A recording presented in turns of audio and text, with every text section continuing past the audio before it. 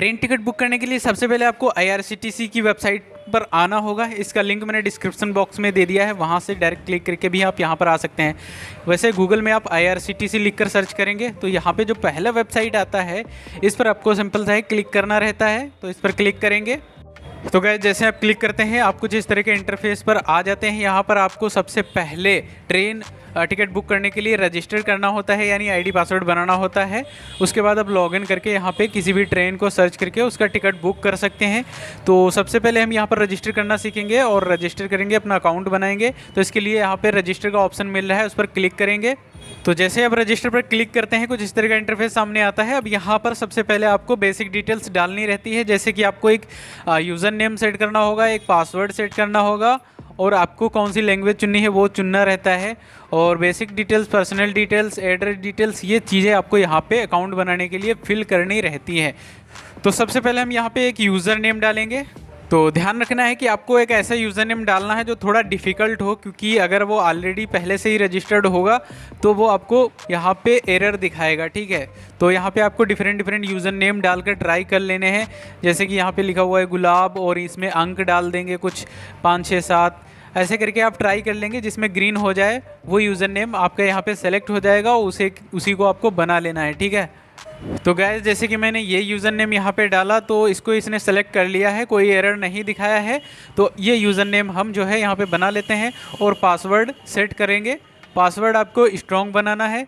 Password में आपको कोई सिंबल या कोई भी चिन्ह नहीं इंक्लूड करना है। आप नाम और अंक डाल सकते हैं, जैसा कि स्क्रीन पे भी मैं आपको शो करा रहा हूँ कि इस तरह का आपको पासवर्ड बनाना है। हालांकि ये पासवर्ड मत बनाना, आप अपना डिफरेंट बना लेना।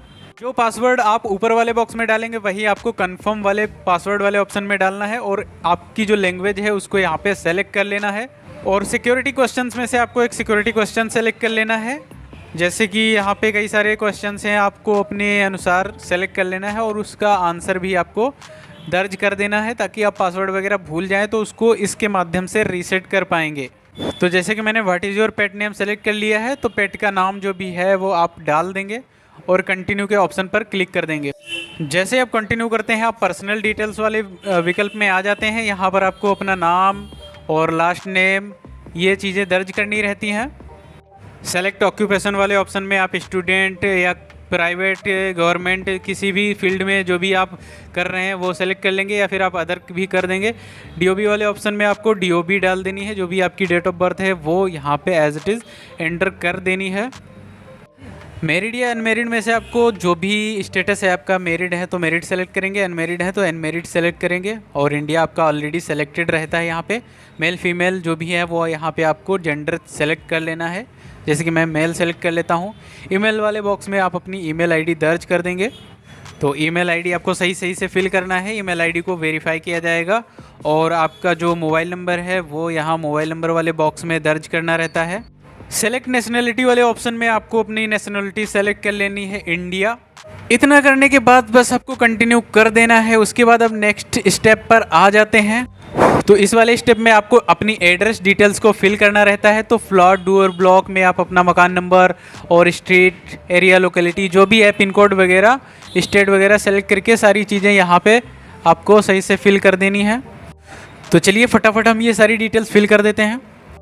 ये सब फिल करने के बाद थोड़ा स्क्रॉल करेंगे। यहाँ पे जो कैप्चा दिख रहा होता है वो यहाँ पे आपको फिल करना है और टर्म्स एंड कंडीशंस को सेलेक्ट कर लेना है और रजिस्टर के ऑप्शन पर क्लिक कर देना है और ओके कर देना है। तो जैसे ही आप ओके करते हैं इसको, आपके जो ईमेल आईडी जो आपने दी थी और मोबाइल नंबर उस पर आपका यूज़र आईडी वगैरह भेजा जाता है।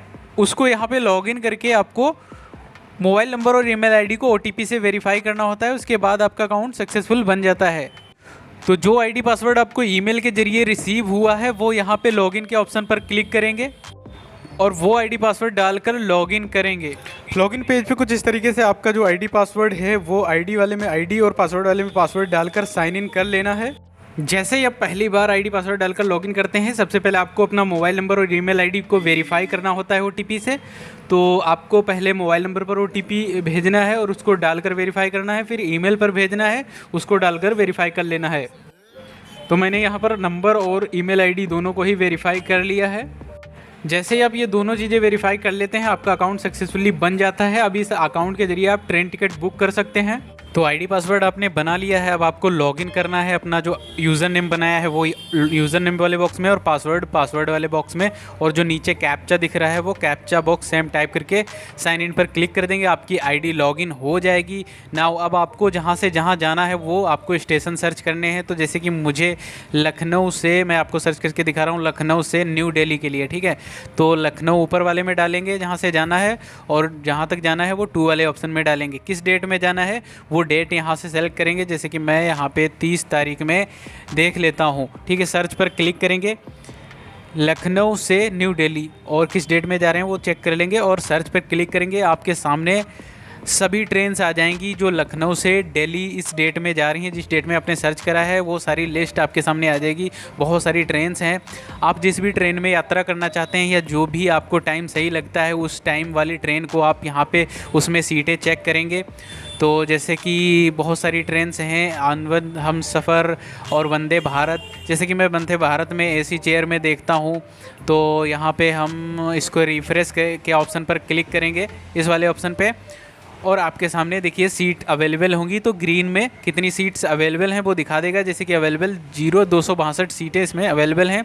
इसी तरीके से इस वाली ट्रेन में भी आप चेक कर सकते हो कितनी सीटें अवेलेबल हैं।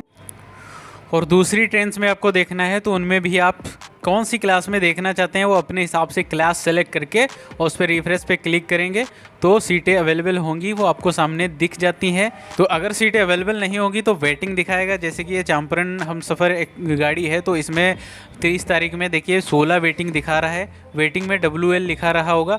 और अगर सीटें अवेलेबल होंगी, जैसे कि आप यहाँ पर 10 सितंबर में देखते हैं तो 10 सितंबर में सीटें अवेलेबल हैं। तो जिस भी डेट में टिकटों की संख्या ग्रीन में दिखती है तो वो सीटें कंफर्म सीटें होती हैं, उनको करने पर आपको कंफर्म टिकट मिल जाता है। तो गाइज़ अभी मैं आपको एक ट्रेन टिकट बुक करके दिखाने वाला हूँ हरिद्वार से शाहजहांपुर के लिए। तो फ्रॉम में हरिद्वार डालेंगे और टू में शाहजहांपुर, और आज 11 की डेट में हम यहाँ पे बुक करने वाले हैं। तो 11 की डेट में सर्च कर लेते हैं, और ये वाली ट्रेन हमें स्लीपर में इसमें टिकट करना है। तो यहाँ पर मुझे 70 सीटें अवेलेबल मिल गई हैं स्लीपर क्लास में। तो सिंपल सा है, आपको इसको सेलेक्ट कर लेना है, बुक नाउ के ऑप्शन पर क्लिक करना है। बुक नाउ पे जैसे ही क्लिक करते हैं आपके सामने इंटरफेस आ जाता है कुछ इस तरीके का। तो सबसे पहले आपको पैसेंजर डिटेल्स डालनी है। तो जो भी नाम है वो यहाँ पे आप दर्ज करेंगे, आईडी में जैसा हो वैसा ही डाल दें, और एज जो भी हो उनकी वो एज वाले बॉक्स में डालेंगे, और आपको जेंडर सेलेक्ट करना होगा। और नो प्रेफरेंस में आप वो सेलेक्ट कर सकते हैं जिसमें कि आप जिस भी सीट को लेना चाहते हैं वो नो प्रेफरेंस में जाकर सेलेक्ट कर सकते हैं। फ़िलहाल तो मैं प्रेफरेंस नहीं सेलेक्ट करूंगा क्योंकि ये ऑटोमेटिक भी ले लेता है। अब दूसरा पैसेंजर ऐड करना है तो ऐड पैसेंजर पर क्लिक करेंगे, और इस वाले ऑप्शन में दूसरे पैसेंजर का नाम भी डाल देंगे और जो उसकी एज है वो एंटर करेंगे। अब स्क्रॉल करते हुए नीचे की तरफ आएंगे। मोबाइल नंबर वाले बॉक्स में आपको मोबाइल नंबर डालना है। मोबाइल नंबर सही से डालना है, क्योंकि अगर आप कभी फ्यूचर में अपनी टिकट को कैंसिल करते हैं तो वो टिकट आप मोबाइल नंबर के ज़रिए ही कैंसिल कर सकते हैं। यानी आपके मोबाइल नंबर पे OTP वगैरह, पासवर्ड वगैरह, ट्रांजैक्शन कैंसिलेशन, ट्रांजैक्शन ID वगैरह सब जाता है। तो वो आपको मोबाइल नंबर सही से डालना है।